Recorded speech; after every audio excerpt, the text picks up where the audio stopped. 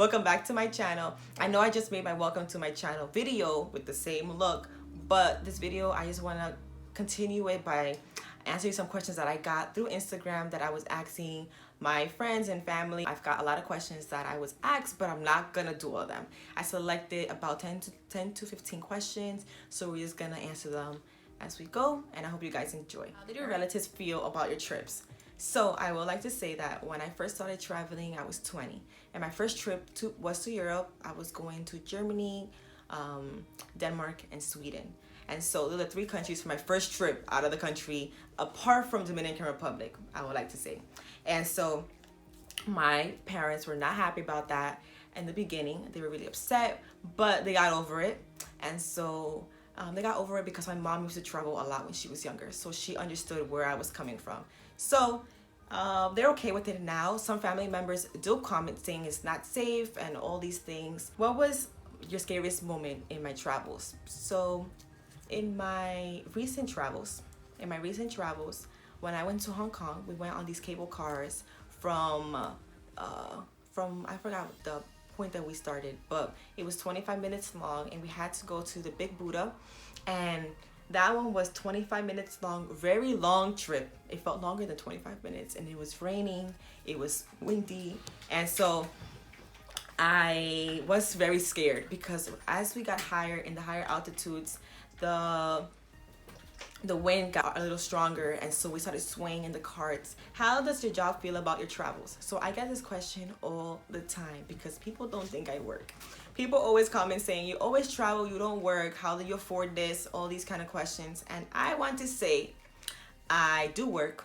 I do work a lot. Now I'm currently full-time right now. And before I even got this full-time, I was always part-time. I never took full-time because I like to travel, and full-time for me felt a bit more constrained, and I would have to readjust my travels. And I did like traveling long periods, which is like 2 to 3 weeks per trip, because I like to travel to multiple countries when I go away because of how far it is. So when I first began, I was 20, and that was my trip to Germany and Denmark and Sweden. And so I was saving up my money, and then when it came time to go, my trip was coming up, I quit my job. And then I did that again when I did in Victoria's Secret. But then for Victoria's Secret, I was moving to France. I did live there for 6 months, so I was moving, so that's a little bit different, but I did quit. But I never withheld my travels because of a job. So yeah, I would just leave, especially if my job didn't want me to. But also because I'm full-time now, and I was working there part-time in the beginning before transitioning to the full-time offer. I did save up my money, and I was gonna tell my boss, I'm taking this month off, I'm going to Southeast Asia. If she did not say yes, I go, I do the same thing, and I find another job because I want to travel and for long periods of time. But now that I'm full-time, I have to readjust my travels. I will still travel. I just gotta see how I'm gonna be doing it moving forward. What's the longest you've been away from home? So the longest I've been away from home was 6 months. So that's when I used to live in Lyon, France for study abroad. What can't you travel without? So it would be my chapstick. My lips gotta be juiced up. Next one would be my portable charger. My phone is never really dead. I always have a portable charger. I have like 2 or 3. And the next one thing that I always travel with is my passport. You need your passport when you travel. Unless you travel within the US, you need your ID. But apart from that, passports. Okay, so now these are a comparison, and I have to pick which one I prefer. So it is sea versus sky versus land. It basically means that it's flights versus boats versus road trips, pretty much.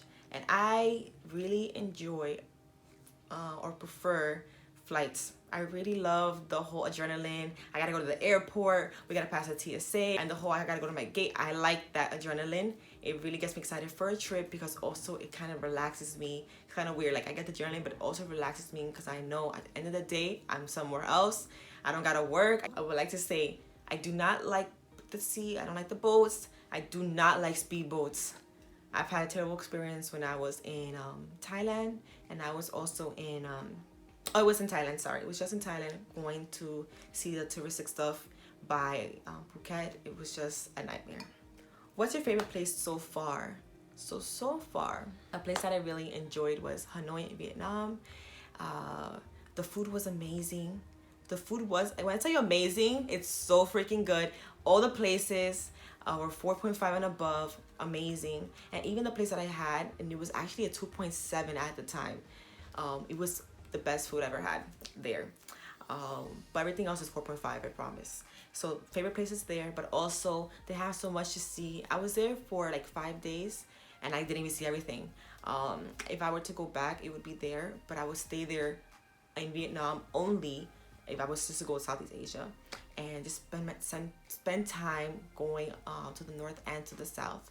So it would be there. And but also I really enjoyed that people were friendly, people trying to help. They have very good nightlife. It was busy in Hanoi, I would like to say, very busy, but it wasn't, people were busy yet they were enjoying themselves, taking their time, even though there was like a kind of a rush in the environment, and I wasn't consumed by just the Western values. So I will say Hanoi, Vietnam. How many countries have you visited? So it's kind of hard because I never really counted them. And so since we're at this question, I might as well. So we're going to start off with the US, right? We're going to go to Germany, Sweden, Denmark. Then I have London, well, England. Then I have Spain, France, Portugal, Italy, Switzerland, Hungary, Poland, Brussels, Amsterdam.